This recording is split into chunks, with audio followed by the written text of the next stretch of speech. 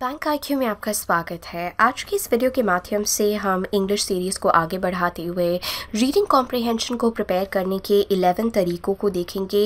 11 important veg जिसके through आप thoroughly prepare कर सकते हैं अपने आप को आरसी कंपोनेंट के लिए।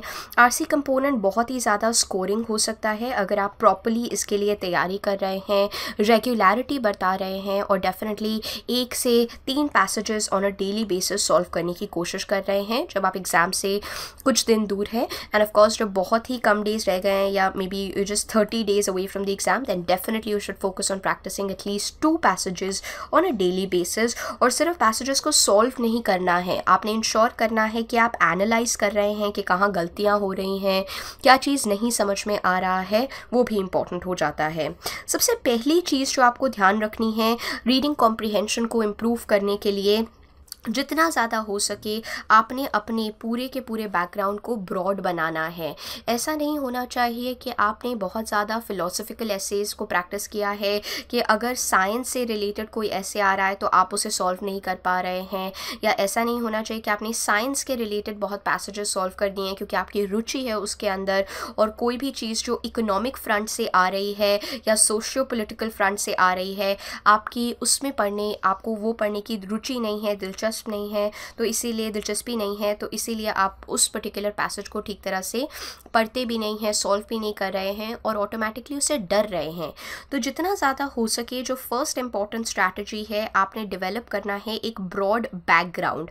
जितना ज़्यादा हो सके you need to broaden your background knowledge. आप न्यूज़पेपर्स पढ़ सकते हैं, कितनी सारी मैगजीन्स हैं कैटेगरी वाइज, जैसे अगर एंटरप्रेन्योरशिप से रिलेटेड है, ज्योग्राफी से रिलेटेड है, पॉलिटिक्स से रिलेटेड है या किसी प्रकार की योजना से रिलेटेड है, तो आप उसके लिए खुद की अपनी कैटेगरीज बना सकते हैं and you can start reading them regularly. कम से कम आपको 1 घंटा 60 मिनट्स रीडिंग को डिवोट करने ही चाहिए। या आपकी पर्सनल सेल्फ डेवलपमेंट के लिए भी काफ़ी हेल्पफुल रहते हैं। किताबें जो हैं जैसे कोई बेस्ट सेलर है या एक इम्पॉर्टेंट किताब है, या आपके न्यूज़पेपर में ही किसी किताब का एक तरह का रिव्यू दिया गया है और आपकी रुचि उसमें बढ़ गई है, तो आप उसे भी पढ़ने की कोशिश कीजिए। जितना ज़्यादा आप बुक्स को पढ़ेंगे आप देखेंगे कि आपकी नॉलेज और बढ़ेगी। आपको पता चलेगा कि ऑथर का किस प्रकार का पर्सपेक्टिव होता है, किस प्रकार से ऑथर अपने थॉट प्रोसेस या अपने फ्लो को बढ़ाता है। So that becomes really imperative. You need to become interested in the world events के आसपास क्या हो रहा है वो सब आपको पता होना चाहिए। क्लस्टर्स पता होने चाहिए, economic cluster, political cluster, global cluster, ये सारी नॉलेज आपके अंदर आनी चाहिए और आपकी दिलचस्पी बढ़नी चाहिए। This will also enable you to find and hold interest, क्योंकि कई बार देखा जाता है कि हम ये सजेशन दे देते हैं कि आपको जब आरसी पैसेज आता है तो आपका अनडिवोटेड अटेंशन होना चाहिए, लेकिन अगर कंटेंट ऐसा नहीं होगा जिसको आपने पहले नहीं पढ़ा है या आपका कोई आइडिया नहीं है, तो आप अपने आप को जितना भी कोशिश करें आप अटेंशन नहीं ग्रैब कर पाएंगे। तो इसीलिए सबसे पहली चीज़ क्या है कि जितना हो सके आप अपने इंटरेस्ट को ब्रॉड बेस बनाइए, ताकि किसी भी तरह का अगर पैसेज आए तो आपकी रुचि ऑटोमेटिकली बने और आप अनडिवोटेड अटेंशन दें उस टेक्स्ट को, एंड उस टेक्स्ट को पढ़ने के बाद समझ के क्वेश्चंस को आंसर करने की कोशिश करें। सेकेंड इंपॉर्टेंट चीज़ जो बहुत ही ज़रूरी है, सेकेंड इंपॉर्टेंट तरीका है, you need to know the structure of the paragraphs. Generally जो राइटर्स होते हैं वो अपने पैराग्राफ्स को कंस्ट्रक्ट करते हैं बिगिनिंग, मिडल और एंड के साथ। जो फर्स्ट सेंटेंस है वही एक तरह का डोरवे हो जाता है। It gives you an overview कि क्या फ्रेमवर्क है राइटर का, किस प्रकार के उनके आर्ग्यूमेंट्स हैं, किस प्रकार का उनका थॉट प्रोसेस बनेगा। और साथ ही साथ में बहुत ज़्यादा ज़रूरी हो जाता है जितना आप बुक्स पढ़ेंगे तो आपको पता चलेगा कि राइटर्स किस प्रकार से लिखते हैं। देखिए आपको यहाँ याद रखना है कि आपको पूरा वर्क नहीं आता है, आपको उसका एक्सर्प्ट दिया जाता है। दैट मीन्स कि जैसे अगर राइटर ने पूरे 300 पेजेस लिखे हैं तो आपको सिर्फ और सिर्फ उसका मे बी बीच का या एंड का पार्ट आ गया है, लेकिन उस बीच और एंड के पार्ट में भी आप देखेंगे एक प्रॉपर स्ट्रक्चर है कि क्या थीम डिस्कस कर रहा है राइटर, उस थीम को किस प्रकार की आर्ग्यूमेंट से वो सब्सटैंशिएट कर रहा है, तो जितना ज़्यादा हो सके अगर आप रीड करेंगे तो आपकी ऑटोमेटिकली नॉलेज जो है स्ट्रक्चर ऑफ पैराग्राफ्स के लिए वो बढ़ेगी। जैसे आप ट्रांजिशनल वर्ड्स को देखेंगे, ट्रांजिशनल वर्ड्स जैसे कि हाउएवर, बट, और हमेशा याद रखिएगा ये एक इम्पॉर्टेंट स्ट्रैटेजी है, हाउएवर, बट, ये सारे के सारे जो आपके ट्रांजिशनल वर्ड्स हैं, इसके बाद का जो आपका पूरा का पूरा सेंटेंस होता है वो बहुत ज़रूरी होता है और आपने उन पे फोकस भी करना है। These words are actually changing the flow of the passage. So for example अगर कोई पैसेज दे रखा है, कुछ कोई लाइन दे रखी है और उसके बाद बट आ गया है, तो you know this is actually trying to change the entire flow of the entire passage. तो अगर आपने ये समझ लिया और ये नहीं समझ पाए, then you will not be able to answer the questions correctly. So do make a note of all these words और इनके बाद क्या आ रहा है, पहले क्या आ रहा है। जब आप प्रैक्टिस कर रहे हैं इन्हें ऑब्जर्व करने की कोशिश कीजिए। सो ट्रांजिशनल वर्ड्स को आप यूज़ कीजिए और स्ट्रक्चर पता लगाने की कोशिश कीजिए पैराग्राफ का। थर्ड वेरी इंपॉर्टेंट स्ट्रैटेजी है जिसमें आप कंफ्यूज मत हो जाइएगा, लेकिन कोशिश कीजिए कि आप खुद एंटिसिपेट करें कि इसके बाद ऑथर क्या कहना चाहेगा, किस प्रकार की आर्ग्यूमेंट रखेगा, क्या ऑथर ये बोलना चाह रहा है। लेकिन यहाँ पर आपको केयरफुल रहना है। अगर आपका एंटिसिपेशन और प्रेडिक्शन सही रहता है then you can obviously be confident. अगर गलत हो रहा है then no need to get discourage. आपने क्या करना है, अपने आप को दोबारा से इंश्योर करना है कि आप एडजस्टमेंट्स बना के ठीक उसी नज़रिए से देख रहे हैं जिस नज़रिए से ऑथर उसे पोर्ट्रे करने की कोशिश कर रहा है। तो ये थर्ड स्टेप आपको याद रखना है कि ये of course it will help you. For example जब आप पैसेजेस पढ़ रहे हैं दैट ओके ये फ्लो रहेगा, ये फ्लो नहीं रहेगा, ये आपको फास्ट रीडर बनने में बहुत हेल्पफुल रहता है। लेकिन अगर आप इसे नहीं एस कर पा रहे हैं तो डरने की कोई ज़रूरत नहीं है एज सच। अगर आप एंटिसिपेट और प्रिडिक्ट नहीं कर पा रहे हैं तो दैट्स परफेक्टली ऑल राइट। लेकिन सबसे ज़रूरी चीज़ आपको जो याद रखनी है, क्योंकि एंटिसिपेट और प्रिडिक्ट करते टाइम पे हम ये अज्यूम करने लग जाते हैं कि हमारी प्रायर नॉलेज सही है इस पर्टिकुलर टॉपिक के बारे में। You don't have to assume because of your prior knowledge. Prior knowledge की वजह से आपने कुछ अज्यूम नहीं करना है। जो पैसेज दिया हुआ है that's the gospel that you have और उसी में से ही आपके questions follow होंगे। So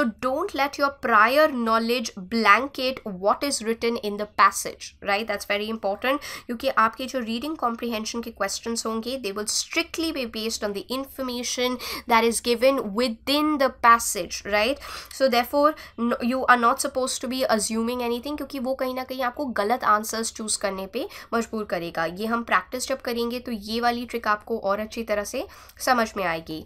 आपने हमेशा याद रखना है कि आपको बिल्कुल भी डरने की ज़रूरत नहीं है। हो सकता है कि आपको वो पैसेज बहुत टफ लग रहा हो, लेकिन पैसेज टफ है या इजी है वो पैसेज की वर्डिंग या पैसेज का लेंथ या पैसेज का कंटेंट डिटर्मिन नहीं करता है, बल्कि क्या डिटर्मिन करता है, किस प्रकार के क्वेश्चंस आए हैं। So one thing that you need to remember is that you never should get scared कि पैसेज बहुत ही ज़्यादा इंटिमिडेटिंग लग रहा है, डरावना लग रहा है। आपका जो एक्चुअल लेवल होता है पैसेज का ये डिटर्मिन होता है जो क्वेश्चंस या तो ईजी हैं या डिफ़िकल्ट है, तो वो ज़रूरी हो जाता है। Try to grasp the main idea. आपका मेन फोकस क्या रहना चाहिए कि आप मेन आइडिया को ग्रास्प करने की कोशिश कर रहे हैं, क्योंकि this is a very important piece of information जिसके बाद आप और आर्ग्यूमेंट्स को बिल्ड करते हुए देखते हैं ऑथर की। तो मेन आइडिया जो क्रक्स है, सार है, इसेंस है, क्या ऑथर कन्वे करना चाह रहा है, that should be crystal clear to you. Rather जब आप अपनी प्रैक्टिस कर रहे होते हैं आरसी के लिए, कुछ भी आप पढ़ते हैं, so try to encapsulate that, उसको उसकी एक तरह की समरी करने की कोशिश किया कीजिए ताकि आप पाएँ कि what is the core idea, what is the main writer, what is the writers true intention, main focus क्या है, सेंट्रल फोकस क्या है, ये सब आपको देखना चाहिए। Look for the method of organization. देखिए ऑर्गेनाइज कैसे हुआ है, क्या क्रोनोलॉजिकली है, बिगिनिंग मिडल एंड, सीरियली है, कोई मतलब यू नो कोई इंपॉर्टेंट चीज़ के बारे में बता रहा है, लॉजिकल है, स्पेशियल है, हायरार्किकल है, पहले कोई और चीज़ के बारे में बता रहा है, हैव्स और फिर हैव नॉट्स के बारे में, फंक्शनली है, किस तरह से स्ट्रक्चर हुआ है, किस प्रकार से ऑर्गेनाइज हुआ है। ये पॉइंट हम आगे जाके और अच्छी तरह से डिटेल में देखेंगे भी, क्योंकि इसके थ्रू आप इन्फ्रेंसेस ड्रॉ कर पाएंगे। जैसे फॉर एग्जांपल अगर वो बता रहे हैं अबाउट पॉवर्टी इन इंडिया, तो क्या वो क्रोनोलॉजिकली बता रहे हैं या क्या वो बता रहे हैं हायरार्किकली या लॉजिकली बता रहे हैं कि पॉवर्टी का मेन कारण ये है, ये है, ये है। तो आपको खुद फिगर आउट करना है कि क्या है स्ट्रक्चर। जब हम प्रैक्टिस कर रहे होते हैं रीडिंग कॉम्प्रिहेंशन की, ऑफ कोर्स हमारे आधे से ज़्यादा पेपर्स अब ऑनलाइन हो गए हैं, लेकिन जब भी हम प्रैक्टिस करते हैं you should ideally highlight, summarize कीजिए, रिव्यू कीजिए। आप 2 पैसेजेस कर रहे हैं तो एक पैसेज ऐसा कीजिए जिसे आप अच्छी तरह से थरली प्रिपेयर करते हैं या थरली स्टडी करते हैं, और एक पैसेज को आप टाइम कर सकते हैं। तो वो जो एक पैसेज है उसमें आप हाईलाइट करने की कोशिश कीजिए। आप जब रीड कर रहे हैं पैसेज को तो उसको अच्छी तरह से डीपर डिग कीजिए, समझने की कोशिश कीजिए। उस टॉपिक से रिलेटेड अन्य लिटरेचर के बारे में थोड़ा रिसर्च कीजिए। कोशिश कीजिए कि आप रिव्यू कर सके इम्पॉर्टेंट आइडियाज़ को, और अंडरलाइन कीजिए, क्योंकि ये ऑफ कोर्स लाइक अब हमारे ऑनलाइन हो गए हैं, लेकिन प्रैक्टिस करते हुए जितना ज़्यादा आप इस अप्रोच को फॉलो करेंगे उतना ही ज़्यादा आप अपने होराइजन्स को ब्रॉडन कर पाएंगे। तो इस स्ट्रैटेजी को आप अपनी प्रेपरेशन स्टेज पे इन्वॉल्व कर सकते हैं और इनकॉर्पोरेट कर सकते हैं। वोकैबुलरी बिल्डिंग ऑफ कोर्स एक बहुत ही इंपॉर्टेंट तरीका है रीडिंग कॉम्प्रिहेंशन में अच्छे मार्क्स स्कोर करने का। ऑफ कोर्स अधिकतर लोगों के लिए एक लाइफ टाइम प्रोजेक्ट होता है, लेकिन एग्जामिनेशन पॉइंट ऑफ व्यू से आपको इंश्योर करना है कि आप अपनी वोकैबुलरी को बिल्ड कर रहे हैं। जैसे फॉर एग्ज़ाम्पल, अगर आप जो रोज़मर्रा की लाइफ में 5 से 10 या 15 शब्द को लर्न कर रहे हैं तो आप उनकी एक लिस्ट बना सकते हैं जिन्हें आप दोबारा बैठे हुए रिवाइज़ कर रहे हैं, या कभी कहीं ट्रैवल कर रहे हैं तब आप उन्हें रिवाइज़ कर सकते हैं। उन वर्ड्स के रूट्स को देखिए, प्रीफिक्सेस को, सफिक्सेस को, एंडिंग्स को देखिए और नोटिस कीजिए पैटर्न। इस तरह से आप अपनी वोकैबुलरी को और अच्छी तरह से बढ़ा पाएंगे। सो एक गुड वोकैबुलरी को बिल्ड करना बहुत ही ज़्यादा अहम हो जाता है। सिस्टमैटिक रीडिंग टेक्निक करनी है आपने, because of the fact that आपको हमेशा पता होना चाहिए कि किस प्रकार का आपका रीडिंग स्ट्रक्चर रहता है, कि आपको क्वेश्चंस एक बार पढ़ के फिर पैसेज पे जाना बेटर रहता है, या आप अच्छी तरह से जब आप प्रैक्टिस कर रहे हैं रीडिंग कर पाते हैं। But you need to develop a systematic reading style, और आपको उसमें एडजस्टमेंट्स बनानी है। जैसे फॉर एग्जाम्पल, अगर आपका रीडिंग स्टाइल हमेशा ये है कि आप पैसेज को पहले पढ़ते हैं और फिर क्वेश्चन देखते हैं, लेकिन टाइम लिमिट बहुत कम बचा है एग्जाम सिनेरियो में, तो फिर आपको प्रायोरिटाइज और अपना एडजस्टमेंट्स बनाने पड़ेंगे इस स्ट्रैटेजी के अंदर। Then you need to read the passage clearly once and you need to revisit the passage and answer. जैसे अगर आपने पढ़ लिया और फिर भी आंसर नहीं मिला तो then you have to again revisit the passage and figure out the probable answers. So ये ऑफ कोर्स आपकी जो भी स्ट्रैटेजी रहती है, आप हमेशा ये ओपन माइंडेड रखिएगा कि आप उसको उस स्ट्रैटेजी में एडजस्टमेंट्स लेके आ सकें। You need to obviously focus on accuracy बहुत ही ज़्यादा ज़रूरी है। फास्ट रीडर होना हमेशा अच्छी चीज़ है, लेकिन never ever compromise on accuracy is most important. Monitor your effectiveness. For example, ये हमेशा देखा जाता है, आप जब प्रैक्टिस कर रहे होंगे तो try to monitor your effectiveness by the number of correct answers that you have got. हमेशा अपनी अटेंशन को भी फोकस कीजिए कि क्या आप ज़्यादा जल्दी डिस्ट्रैक्ट हो रहे हैं अगर आवाज़ आ रही है। So concentration and effectiveness are very important. You need to quickly recognize an idea and try to back up to reread it, right? That's very important. For example, आपकी knowledge अच्छी तरह से बड़ी होनी चाहिए।